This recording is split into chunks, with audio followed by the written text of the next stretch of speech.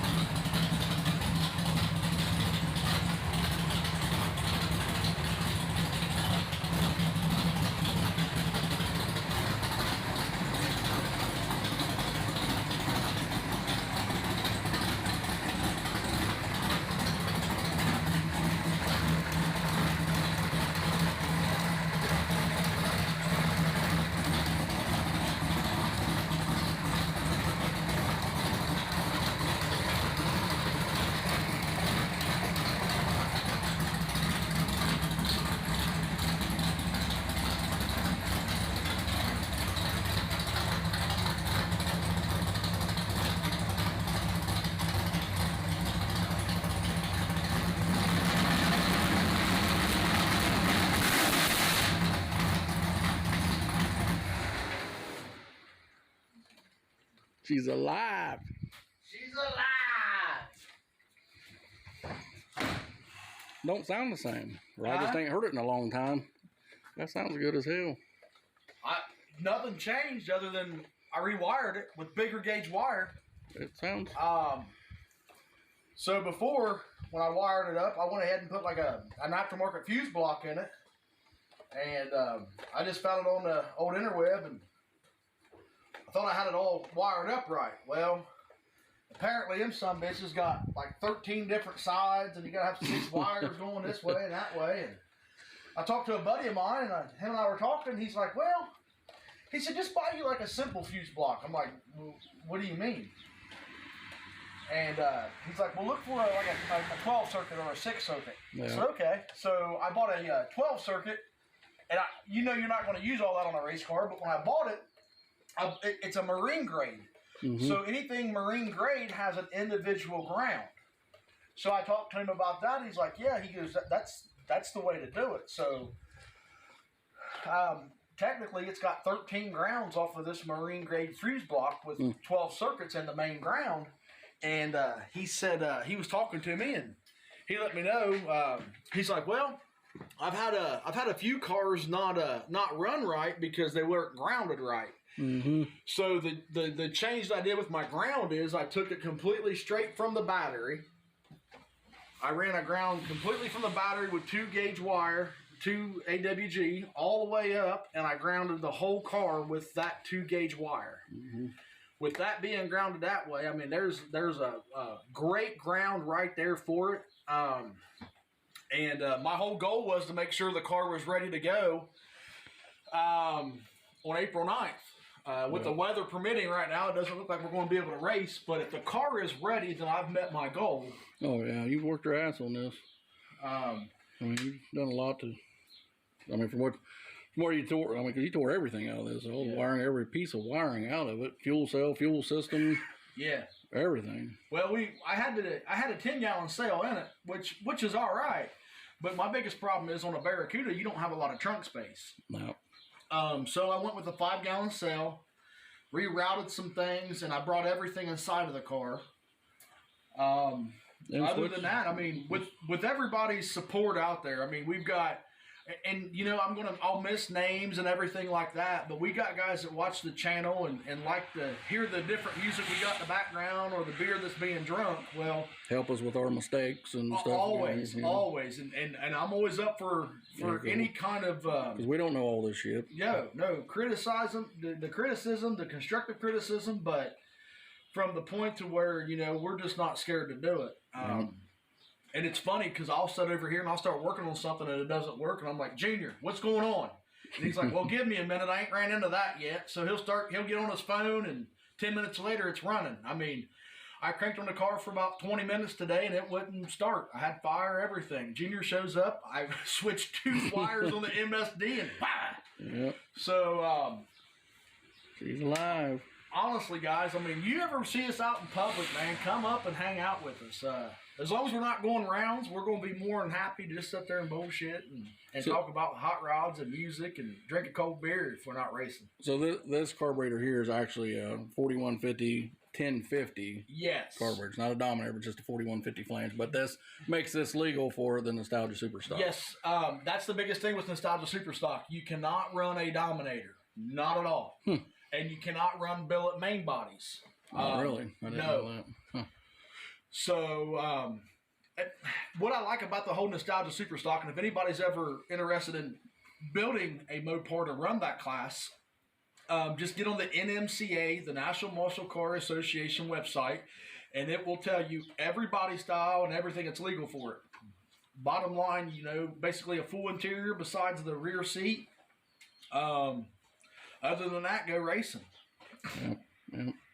I want to throw I honestly got to throw a big shout out right now to Gary and Shirley Rowe in there at Stevens Hardware. What they have done here recently for me is put up with me walking in there on a Sunday morning as soon as they open the doors to buy some nylocks and stainless bolts and things of that nature. And you know, and when I talk to Gary about what I'm doing, he'll give me the suggestion to go ahead and do it this way or do it that way. It might be better or an easy access to where it's not always what I'm thinking. I'm just trying to get the situation taken care of. But with him, you know, Gary in there at Stevens Hardware in Greenfield, Ohio, he's able to kind of point me in the right direction to help me out a lot with different things. And when that happens, because, you know, I'll go in there with tunnel vision.